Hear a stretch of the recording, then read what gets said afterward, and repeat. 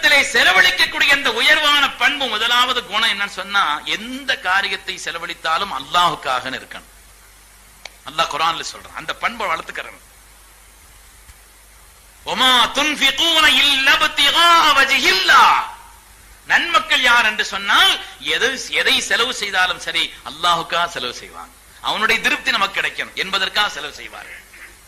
அது நோக்கமாக இருக்க வேண்டும். செலவழிக்கக்கூடிய உயர் பண்பை அல்லாஹ் குர்ஆன் ஷரீஃபிலே சொல்லி காண்பிக்கிறான். அதே மாதிரி செலவழிப்பவர்களிடத்தில் இருக்க வேண்டிய இன்னொரு குணத்தை அல்லாஹ் சொல்றான், எதையும் சொல்லி காட்டக்கூடாதுன்னு சொல்றான். சொல்லி காட்டக்கூடாது. அதாவது எனக்கு வரக்கூடிய வருமானத்தை விட கூடுதலா நான் செலவழிச்சுக்கிட்டு இருக்கிறேன், நான் செலவழிக்கிறத சொன்னா நீங்கெல்லாம் ஆச்சரியப்பட்டு போவீங்க. நான் எதுக்கெல்லாம் கொடுக்கிறேன்னு சொன்னா, அதான் செலவழிக்கிறத கொடுக்கிறது இருக்குது, அதை சொல்லி காட்டுறதுங்கிறது இருக்குது இல்லையா? சதக்காவையே பாலடிச்சு போயிடும் அல்லாஹ் குர்ஆன்ல சொல்றான். லா துபத்திலு சதகாத்திக்கும் பில் மன்னி வல் அதா. அல்லாஹ் குர்ஆன்ல சொல்றான், உங்களுடைய சதகாத்துகளை சொல்லி காட்டுகின்ற காரணத்தினாலே, இன்னைக்கு அவ நல்லா இருக்கிறான்னா ஒரு காலத்துல நாங்க கொடுத்ததுதான், இல்லன்னா அவ இதுதான் தெருலதான் அலையணும், அப்படி இப்படின்னு சொல்றது. லுக்மானுல் ஹக்கீம் சொல்றாங்க, நாம் அடிக்கடி சொல்றதுதான், லுக்மானுல் ஹக்கீம் சொல்லுவாங்க இல்லையா, ரெண்டு விஷயத்தை எப்பவுமே மறந்துடணும், ரெண்டு விஷயத்தை எப்பவுமே மறந்துடக்கூடாது.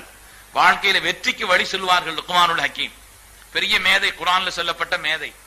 வாழ்க்கையில ரெண்டு விஷயத்தை எப்பவுமே மறந்துடணும், ரெண்டு விஷயத்தை எப்பவுமே மறந்துடக்கூடாது. மறக்க கூடாத ரெண்டு விஷயம் லுக்மானுல் ஹக்கீம் சொல்லுவாங்க, அல்லாஹ் பாத்துக்கிட்டு இருக்கிறாங்கிறது மறந்துடாதீங்க. நாம என்ன செய்தாலும் அல்லாஹ் பாத்துக்கிட்டு இருக்கிறான், அவனை மறைச்சு ஒரு காரியம் எல்லாம் செய்ய முடியாது, அதை மறந்துடாதீங்க. மறக்க கூடாத இரண்டு குணங்கள்ல முதலாவது குணம், என்னை படைத்த ரஹ்மான் எந்த ரகசியமும் எந்த பரகசியமும் எப்படிப்பட்ட காரியத்தையும் அவன் பார்த்து கொண்டிருக்கிறான், இதை மறந்துடாதீங்கன்னு சொன்னான்.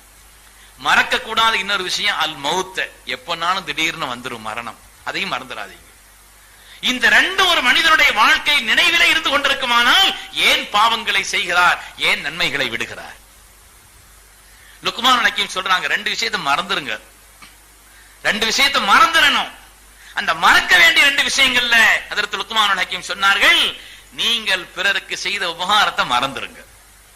அவரை பார்க்கும் போதெல்லாம் அதை நினைச்சுக்கிட்டு இருக்காதீங்க, அதை யார்த்தையும் சொல்லி காட்டாதீங்க.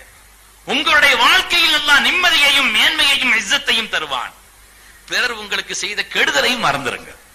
மறக்க வேண்டிய இன்னொரு விஷயம் என்னன்னு சொன்னா, மற்றவர்கள் நமக்கு கெடுதல் செய்தல்.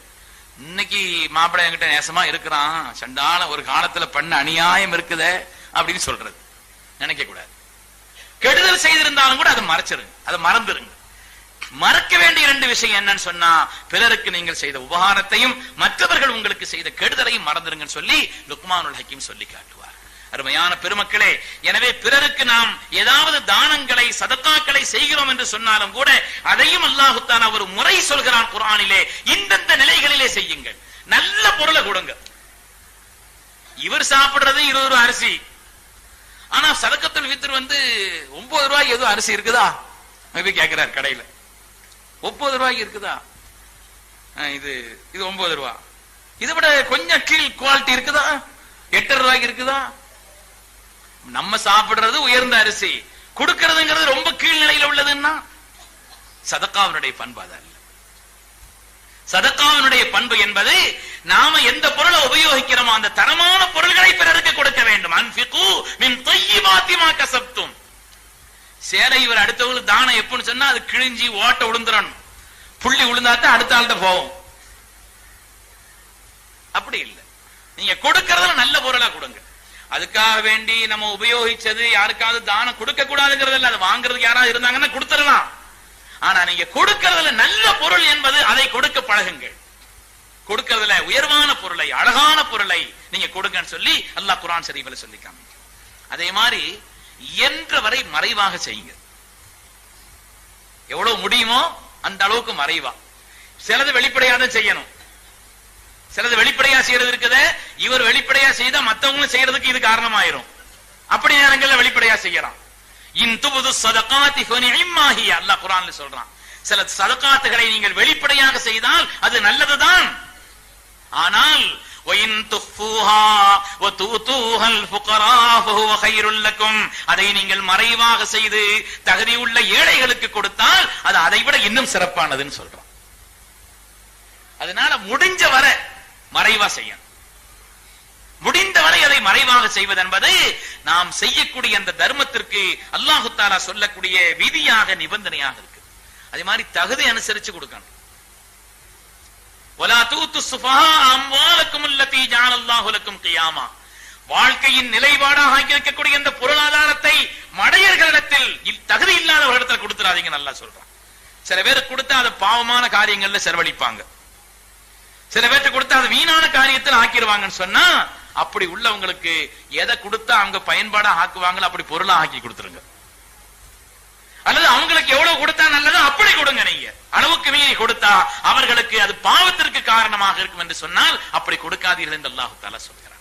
அருமையான பெருமக்களே, அதனால இந்த தலைப்பு இன்னைக்கு பெண்களுக்கு சொல்லணும்னு நினைச்சதுக்கான காரணம், நமது உயிரினம் மேலான கண்மணி நாயகம் ஸல்லல்லாஹு அலைஹி வஸல்லம் அவர்கள் பெண்களுக்கு பயான் செய்யும் பொழுது இந்த தலைப்பை சொல்லி இருக்கிறார். அதனால் அருமையான தாய்மார்களே, உயர்ந்த சதகாவை, நல்ல பண்பாடுகளை, பிறருக்கு கொடுக்கக்கூடிய உயர்ந்த மனப்பான்மையை, சின்ன பொருளும் நாம நினைக்கிறோம். அல்லாஹ்வுடைய ரசூல் சொன்னார்கள், இத்தகுன் நார் வலோ பிஷிக்கி தம்ரத்தின். அல்லாஹ்வின் நரகத்தை விட்டு உங்களை பாதுகாத்துக் கொள்ளுங்கள் ஒரு பேரித்தம்பழத்தினுடைய துண்டை கொண்டு சொன்னாங்க, அல்லது ஒரு மிடர் தண்ணீரை கொண்டு சொன்னாங்க. ஒரு மிடர் தண்ணீர் நினைக்கிறோம், ஒரு துண்டு பேத்தம்பழம் நினைக்கிறோம். அல்லாஹ் தஆலா இதை கொண்டு நம்மை நரகத்தை விட்டு தூராக்கி விடுவான். ஸல்லல்லாஹு அலைஹி வஸல்லம்